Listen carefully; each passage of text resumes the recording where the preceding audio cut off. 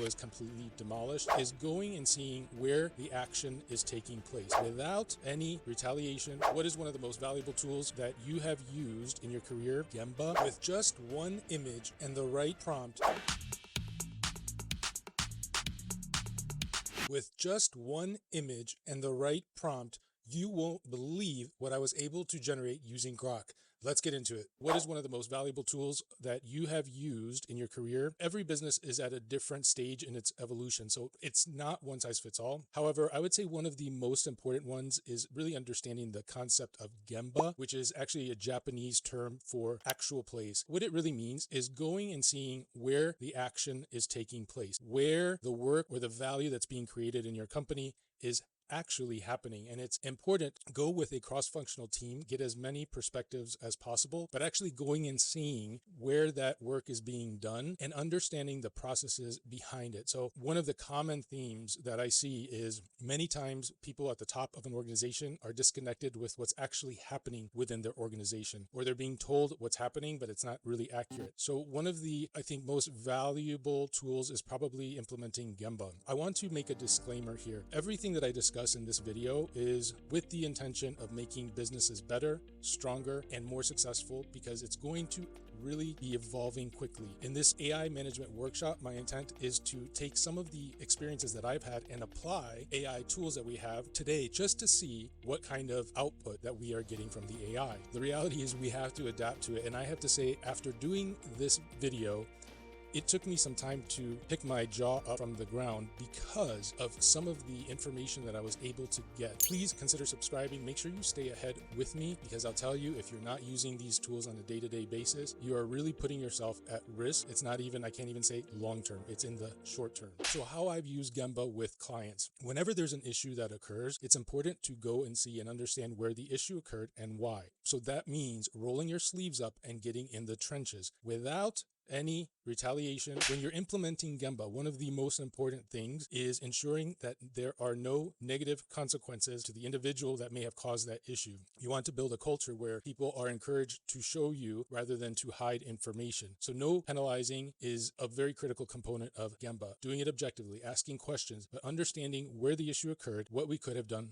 better, what systems were not in place. And that's what we do here at AI Management Workshop. My name is Mike. I'm with Aligned Executive Solutions, and I created this channel just to take some of my experiences with my clients and share them with you, and how I would now use AI tools in order to implement solutions, but always remembering that you still need to have a brain. You still need to think. AI can be wrong.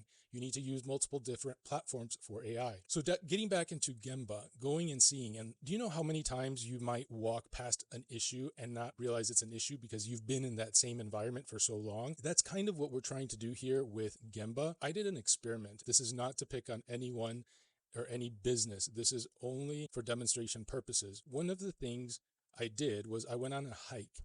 And I said, I'm going to zero in and focus on stairs and just look at the conditions of stairs. Why? It's random. It's something I don't normally look at, but just looking for everywhere there was staircases. And what I found was amazing. I call this more of a focus walk rather than Gemba, because I'm zeroing in on something. So for example, if I tell you right now, I want you to go look at every door handle in your home or wherever you are in your office. Those are things that you don't normally focus in on and you start to overlook. But what you might discover is that there are door handles that need repair. There are door handles that might be broken. The entire point of the exercise is taking a pause to go focus in on things that you don't normally look at. So in going on my hike, I noticed the condition of stairs. So now what I'm going to do is I'm going to jump into Grok and see with just one image what I'm able to do. So if you want to learn a little bit more about Gemba, I just started like this. Gemba is the process by which the management walks the process. It will give you an explanation. Again, what I do is kind of I morphed two different things, which is 5S, which is a lean tool, as well as Gemba. But the entire point was go see where it actually happens, whatever work or service is being performed, or go in and focus in on something specific that you normally would not, like the staircases like I previously mentioned. So here we jump into a little bit about the concept, and here it goes into 5S Gemba walk. Okay, so here's what I did. I took one image. The prompt was, you are an expert at creating strong quality systems and procedures. I'm going to do a 5S Gemba walk. The area I'm observing is a hiking trail. I will give you my observations, and then you will create a system for the area owner to ensure that there is a routine program in place to monitor this area. Do you understand? But then I thought, wait a second, what if I just give it an image?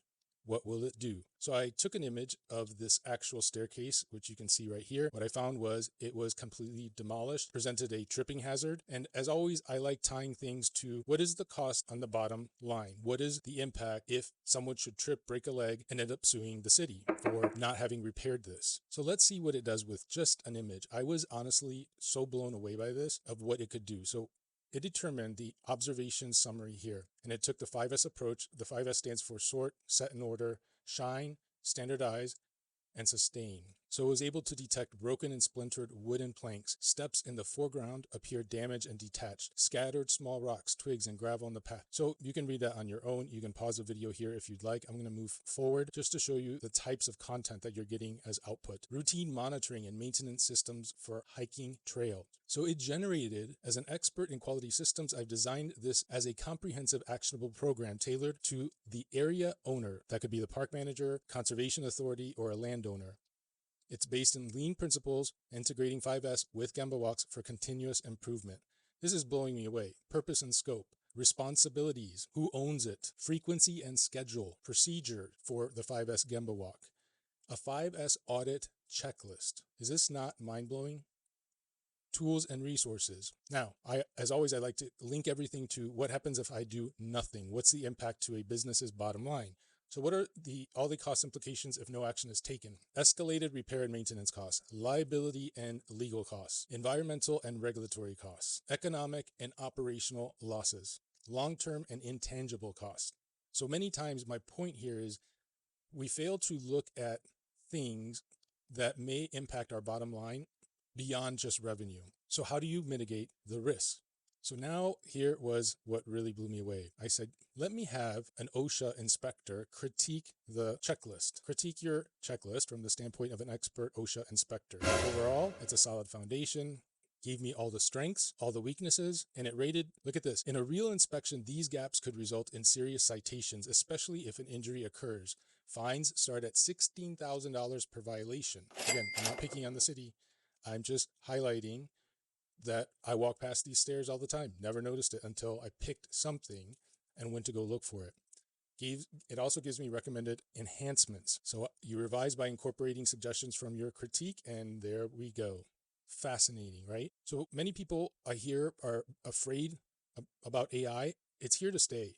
But when you see what it's capable of doing, and this is only Grok, try other platforms using the same prompts. Now I really wanted to challenge it. And I said, now generate an image of the stairs after repairs have been completed. Now let's compare. That doesn't look like the original stairs I showed you. So I put the image in again. There we go. Look at the conditions, a trail down on this lookout point, and generate an image of the stairs after repairs have been completed. I input the same exact prompt. Doesn't look the same. So what did I do? Critique your response against the original image I gave you. Now I was really pushing it, but it did rate it. If you see here, an overall gave me 6 out of 10 for accuracy. So I said, yes, I want you to regenerate it.